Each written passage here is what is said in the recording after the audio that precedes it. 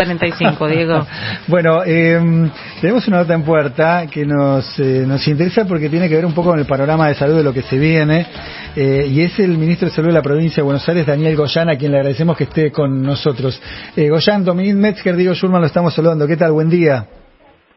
¿Qué tal? Buenos días, ¿cómo les va a ustedes? Muy bien. Bien. Bueno, más que bien, y le digo por qué más que bien, Daniel Goyan representaba, por lo menos a la hora de las declaraciones en este último tiempo, por ahí la declaración más dura respecto a el contexto de las situaciones, ¿no?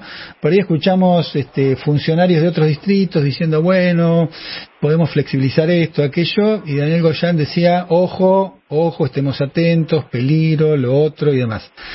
De hecho, en algún momento Pichetto, con cierta maldad, lo había calificado como el doctor muerte cuando dijo aquella vez que podían apilarse los muertos si no tomamos los recaudos necesarios.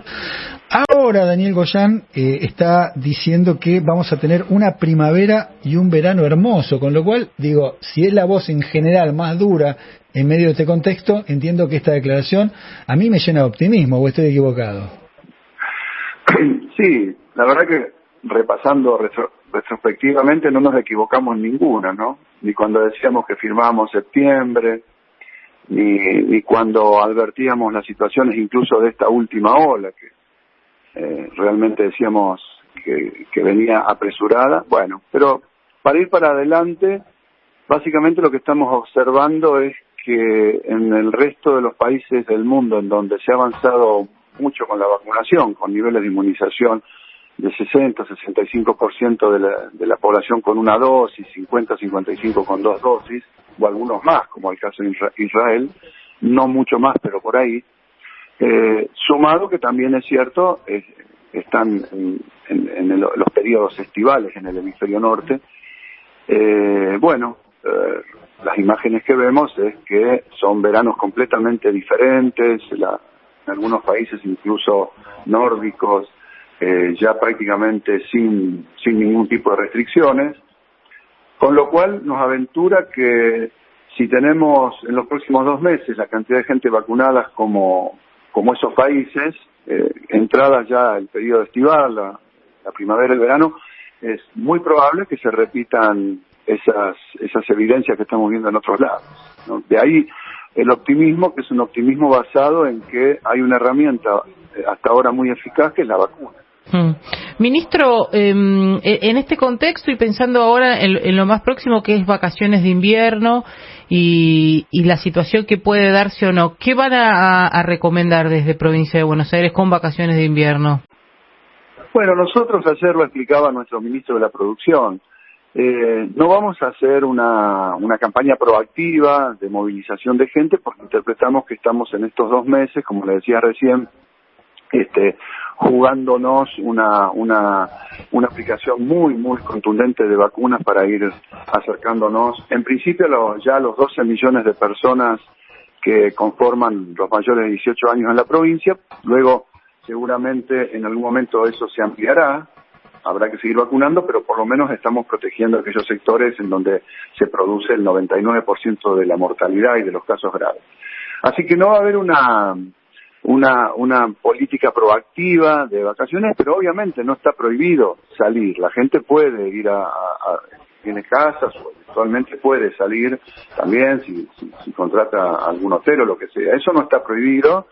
La gente, lo que sí le pedimos es que el que pueda evitarlo en pos de esto que estamos hablando, de cuidarnos estos 2 meses bien, lo evite. Y el que vaya a algún lugar turístico, que siga con la misma línea de cuidados que estamos haciendo acá, digamos, y que por supuesto no pierda la oportunidad de vacunarse.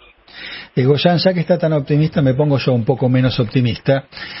Un poquito mirando los números de la última semana o las últimas 2 semanas, ya no del fin de semana que ha bajado, pero en general el fin de semana la cantidad de muertos y contagios bajan en general, o por lo menos los datos son distintos.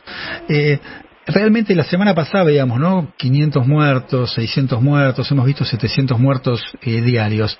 Es realmente un número importante. En algún momento uno entendía que las cifras de muertes eran altas porque se había llegado a ese pico de 40.000 contagios semanas atrás.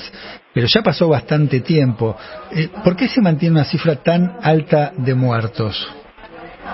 Claro, porque Cuando empiezan los casos, eso impacta en las internaciones en terapia intensiva 15 a 20 días después, y luego esos pacientes que entran en terapia intensiva, y sobre todo esta última camada, que es gente más joven, está a veces hasta un mes y medio. A veces tenemos 2 meses en una terapia intensiva, es decir, hay un delay muy fuerte entre el pico de casos, que ya lo vimos en la primera ola, pero que ahora está incluso un poco más marcado, ¿no? Uh-huh. Ese desfasaje, porque lo que vemos primero es el descenso en las internaciones, ingresas menos gente, demora más tiempo la que está internada en egresar, y todavía en ese grupo que está internado y egresando es que constatamos este grado de fallecimiento que siguen siendo altos para una terapia intensiva.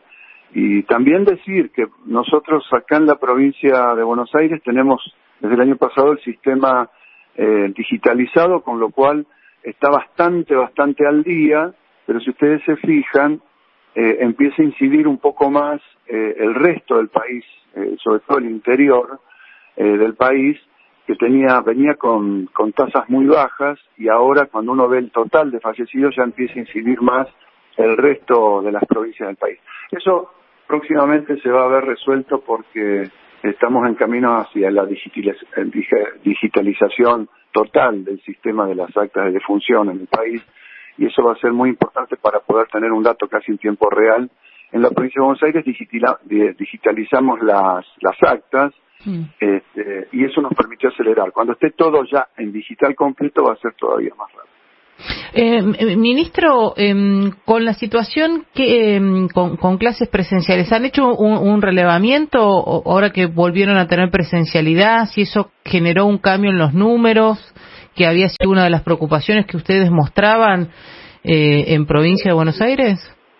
Sí, claro. El tema es que el sistema de fases que tenemos ahora, o sistema de semáforo, lo que produce es casi una regulación, diríamos, automática. Nosotros la concebimos así desde junio del año pasado para el conjunto de la provincia no AMBA, ¿no? Y funcionó muy bien. ¿Esto cómo es? Hay indicadores objetivos. Cuando esos indicadores llegan a determinado nivel, hacia arriba o hacia abajo, se libera más, se cierra más la circulación para que el virus circule menos, y eso actúa como correctivo. Es un paquete que actúa sobre el conjunto del movimiento de los individuos, en donde obviamente la presencialidad escolar en la provincia de Buenos Aires implica solamente en el conurbano 5 millones de personas desplazándose, ¿no?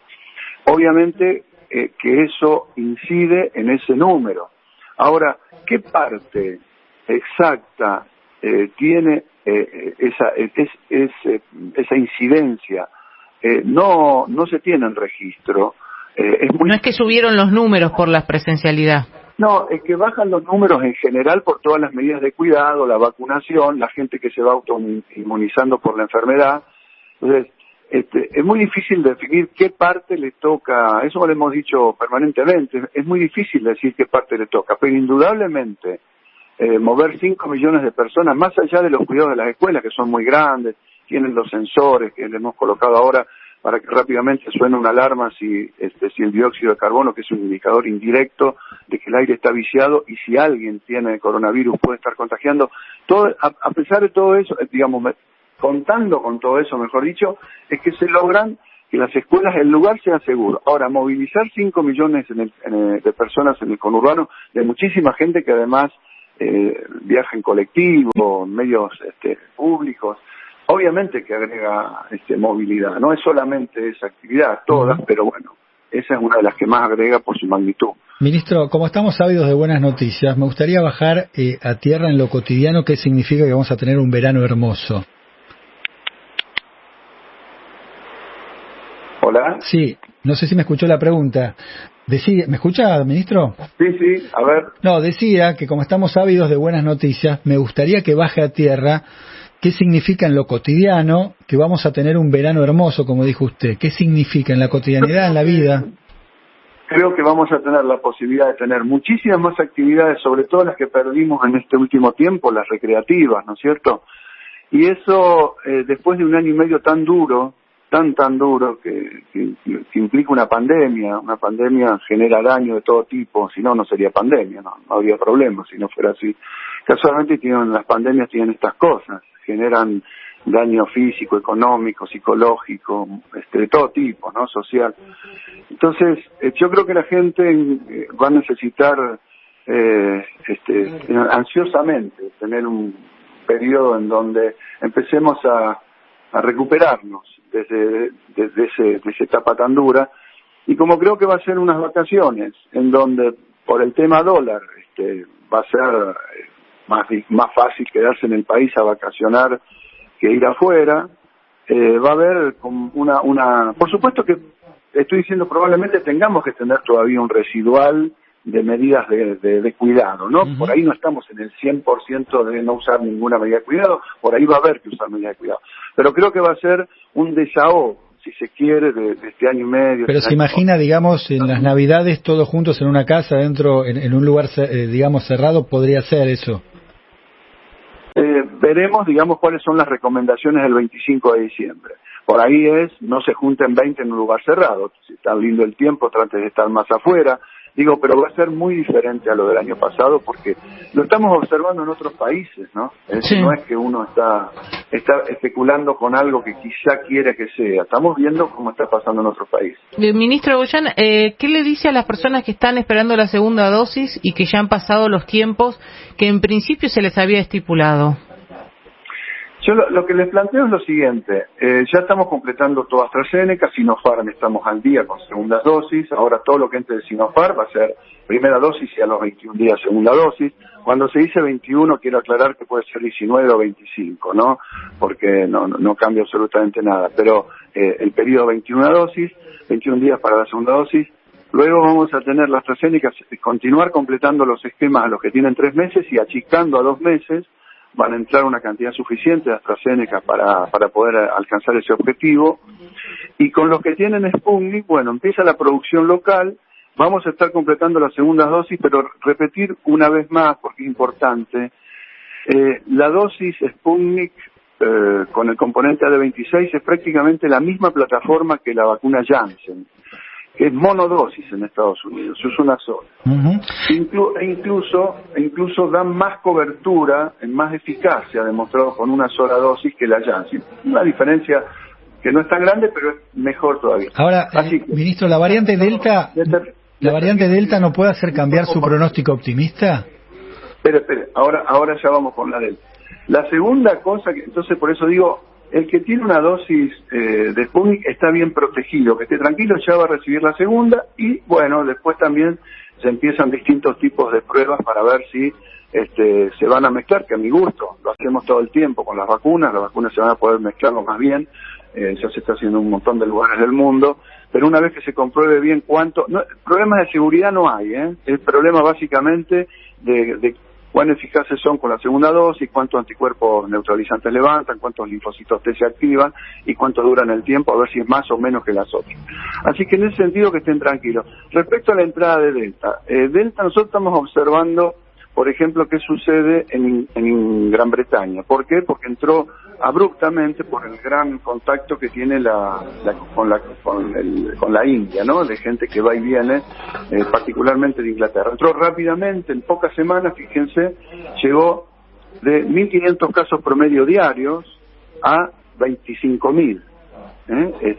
Subió mucho, Fíjense que en 5 semanas subió de 1.500, 2.000 casos a 25.000. Sin embargo, con un 65-66% de la gente vacunada con una dosis y un 55% aproximadamente con 2 dosis, lo que logró Inglaterra es que la mortalidad prácticamente está aplanada. Las internaciones aumentaron un poquito, pero no mucho, por lejos, muy lejos de la proporcionalidad, muy por debajo, y la mortalidad todavía menos, subió de 7-8 promedio diario a 12-13 promedio diario esta última semana. Bien. Entonces, digamos, esto está demostrando que las vacunas son eficientes incluso para la variante Delta. Bien, se nos fue el tiempo, tenía 30.000 preguntas más para el ministro y muchos oyentes también están escribiendo y preguntándonos, seguramente tendremos otra oportunidad para hablar. Sí, cómo no, Diego. Muchas gracias, ministro. Muy amable, ministro. No, por favor, gracias a usted. Ahí estaba, Daniel Goyan. Bueno, contestando, ¿no? Algunas inquietudes que teníamos respecto a aquellos que están esperando la segunda dosis, la variante Delta, este optimismo, ¿no? Que está manifestando alguien que no ha sido muy optimista, digamos, en el transcurso de la pandemia, pero que ahora tiene otra mirada.